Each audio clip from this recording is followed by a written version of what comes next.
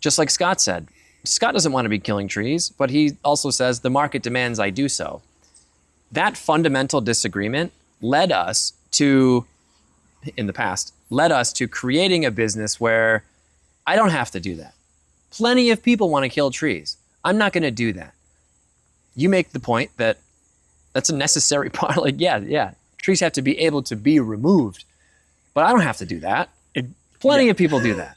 What I want to do is I want to be the guy that people call when they want things taken care of. I don't want the calls that people are committed to killing this big, awesome tree for reasons that I don't see as necessary. And you said earlier, the homeowner can do whatever they want, but I don't have to do that.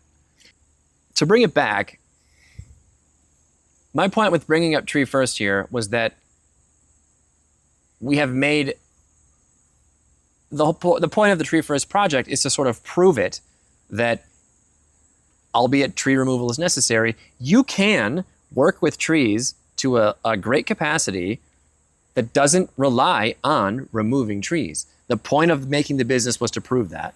And I think it has proven that. It's gonna keep doing that.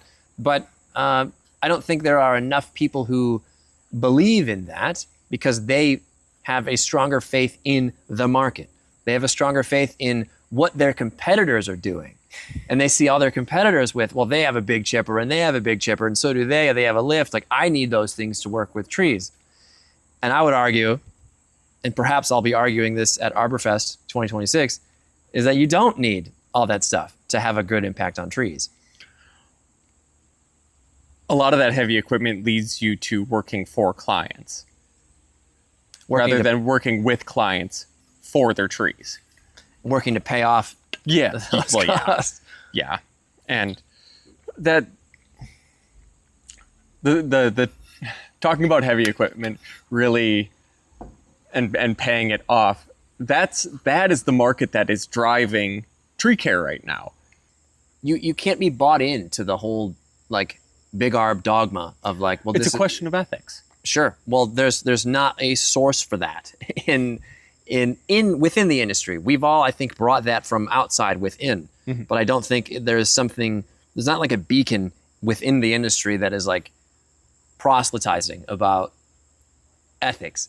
And I don't know if I'd listen to them either, but perhaps something like that has to exist because like I think that's the main common denominator with a bunch of us arborists who care more, that we've all landed on this like compass that how do you get the compass? How do you find where north is? I don't have an answer for that. And it's never going to be an industry-wide, like it can't be. It can't be.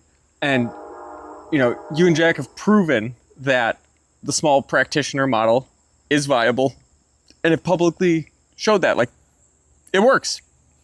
Yeah, it works, and it has. I've seen it just in conversation with other people, inspired them to move in that direction.